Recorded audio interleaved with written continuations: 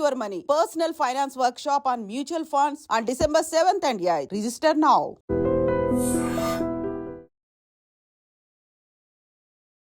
Hi hello నమస్తే welcome back to ఐట్రీ media.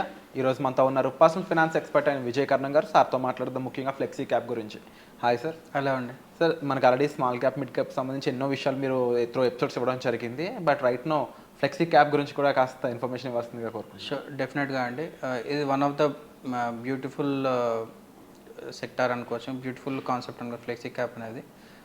ఎందుకు అంటే చాలామందికి only small cap mid cap మీదనే ఎక్కువ ఫోకస్ చేస్తారు.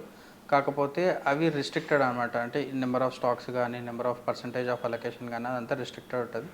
ఫ్లెక్సీ క్యాప్ ఫండ్ మాత్రము, ఫ్లెక్సీ క్యాప్ మ్యూచువల్ ఫండ్స్ మాత్రము ఫండ్ మేనేజర్ చేతిలో ఉంటుంది అనమాట. ఎంత అలొకేషను, ఏ కంపెనీస్లలో ఎంత పర్సంటేజ్లో ఇన్వెస్ట్ చేయాలనేది కంప్లీట్ యాక్సెస్ ఫ్రీ హ్యాండ్ మాత్రం దానిలో ఫ్లెక్సీ క్యాప్లో ఉంటుంది అనమాట. అదే మిడ్ క్యాప్లో కానీ స్మాల్ క్యాప్లో కానీ, స్మాల్ క్యాప్ అంటే ఇంత పర్సంటేజ్ ఆఫ్ ఖచ్చితంగా స్మాల్ క్యాప్లో ఉండాలి, మిడ్ క్యాప్ అంటే ఇంత పర్సంటేజ్ ఆఫ్ ఖచ్చితంగా మిడ్ క్యాప్లో ఉండాలి, లార్జ్ కూడా అలాగే అనమాట. సో ఈ రిస్ట్రిక్షన్స్ అని ఉంటాయి. ఫ్లెక్సీ క్యాప్లో అలా రిస్ట్రిక్షన్స్ ఎక్కడా ఉండవు అనమాట. ఫండ్ మేనేజర్కి ఫ్రీ హ్యాండ్ ఇచ్చేస్తారు based on market movement, market trends, మార్కెట్లో ఆపర్చునిటీస్. ఇప్పుడు ఒకవేళ సపోజ్ ఏదైనా ఒక మంచి వాల్యూ కంపెనీ కానీ, మంచి వాల్యూ స్టాక్ కానీ ఏదైనా సమ్ ఇష్యూ వల్ల, ఏదైనా మార్కెట్లో కరెక్షన్స్ వల్ల డిస్కౌంట్లో ఉందనుకోండి, వీళ్ళు దాన్ని ఆపర్చునిటీ ట్యాప్ చేసుకుంటారు. ట్యాప్ చేసుకొని వితిన్ 6 months 1 yearలో ప్రాఫిట్ బుకింగ్ చేసుకుని దాన్ని క్లోజ్ చేసుకుంటారు అనమాట. సో అంటే యాక్టివ్గా వాళ్ళు ట్రేడింగ్ చేస్తున్నట్లు లిటరల్గా ఫ్లెక్సీ క్యాప్ అంటే. సో కానీ ఈ దీంట్లో కూడా కొంచెం జాగ్రత్తలు తీసుకుంటే ఇంకా ఎక్కువ రిటర్న్స్ తీసుకునే ఛాన్సెస్ ఉంటాయి. అండ్ నెక్స్ట్ వచ్చేసి flexi cap plus multi cap, ఈ రెండు సేమ్ అని చాలామంది అనుకుంటారండి. కానీ multi caps are different, flexi caps are different. నేను ఇంతకుముందు చెప్పినట్టు లార్జ్ క్యాప్కి, మిడ్ క్యాప్కి, స్మాల్ క్యాప్ ఎట్లా రిస్ట్రిక్షన్స్ ఉంటాయో మల్టీ క్యాప్లో కూడా రిస్ట్రిక్షన్స్ ఉంటాయి. మీరు ఇప్పుడు ఈ స్లైడ్లో చూస్తే అలొకేషన్ అనేది ఫ్లెక్సీ క్యాప్లో ఎట్లా అయినా ఎంతైనా పెట్టుకోవచ్చు, ఏ ఫండ్లో, ఏ సెక్టార్లో, ఏ కేటగిరీలో అయినా పెట్టుకోవచ్చు. కానీ మల్టీ క్యాప్లో అలా ఉండదు అనమాట. లార్జ్ క్యాప్లో డెఫినెట్గా 25% ఉండాలి, స్మాల్ క్యాప్లో డెఫినెట్గా 25% ఉండాలి, మిడ్ క్యాప్లో డెఫినెట్గా 25% ఉండాలి. అదే ఫ్లెక్సీ క్యాప్లో 65% ఈక్విటీ మ్యూచువల్ ఫండ్స్లో ఉంటే, ఈక్విటీ స్టాక్స్ ఈక్విటీలో ఉంటే సరిపోతుంది అనమాట. సో ఇది major difference. And second thing వచ్చేసి రిస్క్.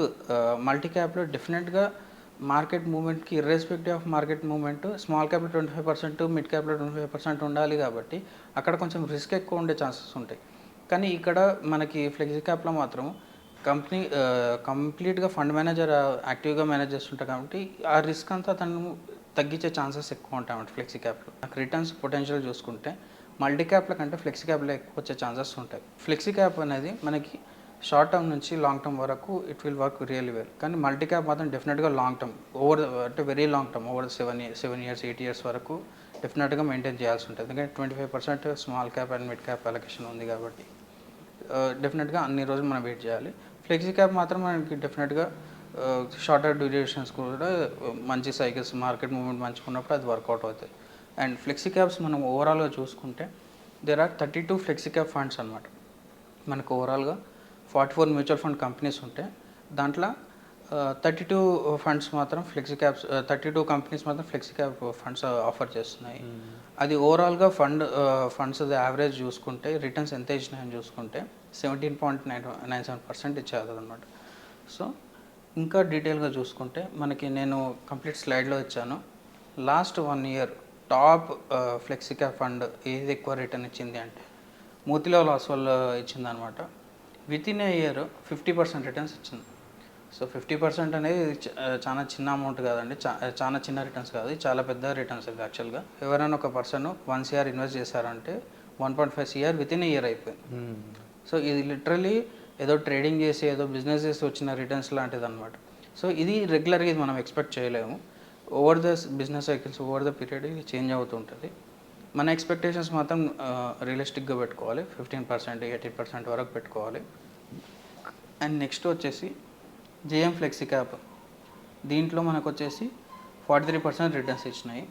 అండ్ ఏవిఎం వచ్చేసి ఈ మోతీలాల్ ఓస్వాల్ జేఎం ఫ్లెక్సీ క్యాప్లో చూసుకుంటే మోతీలాల్ ఓస్వాల్లో 12,000 crores దాంట్లో ఏవిఎం ఉందన్నమాట. అంటే ఈ ఫ్లెక్సీ క్యాప్ ఫండ్ వాళ్ళు 12,000 crores మనీని ఫ్లెక్సీ క్యాప్ ఫండ్లో మేనేజ్ చేస్తున్నారు. అంటే లిటరల్గా బై సెల్ అన్నీ చేస్తున్నారు వీళ్ళు.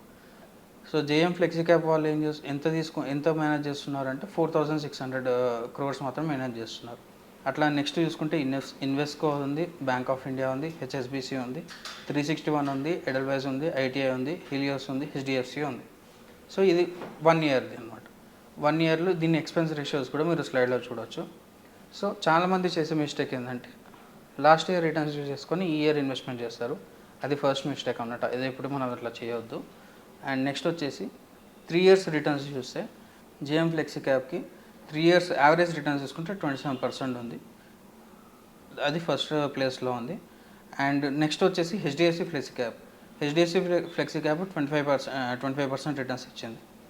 And next bank of Baroda and Motilal Oswal, ICICI Prudential and Quant flexi cap అనమాట. అట్లాగే 5 ఇయర్స్లో చూసుకుంటే 5 ఇయర్స్లో క్వాంట్ ఉందన్నమాట. ఇక్కడ Quant, Parag Parikh, JM, HDFC flexi cap. And ఇక్కడ మనం అబ్జర్వ్ చేస్తే లాస్ట్లో డిఎస్పి ఫ్లెక్సీ క్యాప్ అని ఉంది అనమాట. డిఎస్పి ఫ్లెక్సీ క్యాప్ మనకి average Nifty 500 index average 19.4 CR Nifty ఇస్తే నిఫ్టీ కంటే తక్కువ ఇచ్చింది.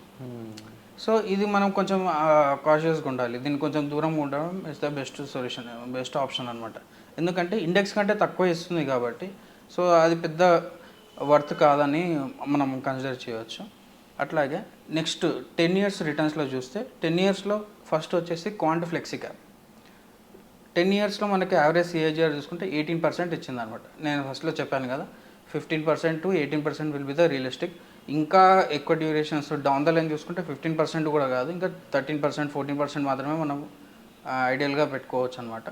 అండ్ నెక్స్ట్ వచ్చేసి పరాగ్ పారిక్ ఫ్లెక్సీ క్యాప్లో బ్యూటీ ఏంది అంటే ఇది ఇంటర్నేషనల్ ఫండ్స్కి కూడా ఎక్స్పోజర్ ఉందన్నమాట.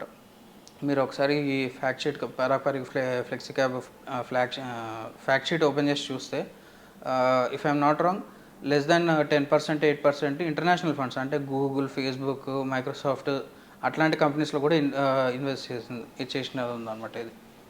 అండ్ ఇక్కడ కూడా మనం 10 ఇయర్స్లో చూసుకుంటే Kotak flexi cap and SBI flexi cap market average ఎంత ఉంది? 13% ఉంది. 13.85 మార్కెట్ యావరేజ్ ఉంటే కొటాక్ ఏమో 13.8 ఇచ్చింది, ఎస్బీఐ ఏమో 13.39 ఇచ్చింది. సో ఈ ఫండ్స్కి కొంచెం దూరం ఉండడం will be the best option అనమాట.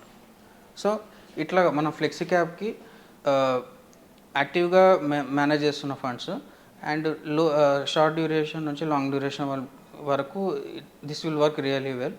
అండ్ ఫండ్ సెలెక్షన్ అనేది ఇంకా ఇన్ డీటెయిల్గా మీ పోర్ట్ఫోలియో ఎంత అలొకేషన్ ఉండాలనేది మనం 1-to-1లో we can discuss in detail అనమాట. Wonderful sir. So flexi cap గురించి సార్ చెప్పిన మాటలు విన్నారు కదా. అయితే మీ పోర్ట్ఫోలియో ఏ విధంగా ఉండాలి, మీ పోర్ట్ఫోలియో ఎలాంటి ఫండ్స్ ఉండాలి, వాటికి సంబంధించిన డీటెయిల్స్ కోసం మీరు పర్సనల్ అపాయింట్మెంట్ ద్వారా సార్తో డైరెక్ట్గా పర్సనల్గా మాట్లాడవచ్చు. అదే కాకుండా వెబినార్ ద్వారా కూడా మీకు ఈ నాలెడ్జ్ ప్రొవైడ్ చేయడం జరుగుతుంది. దీనికి రెండింటికి సంబంధించిన డీటెయిల్స్ కోసం మీరు డిస్ప్లే అవుతున్న నెంబర్స్ కాల్ చేసి ఇమీడియట్గా పూర్తి వివరాలు అనేవి తీసుకోవచ్చు. Thank you so much sir.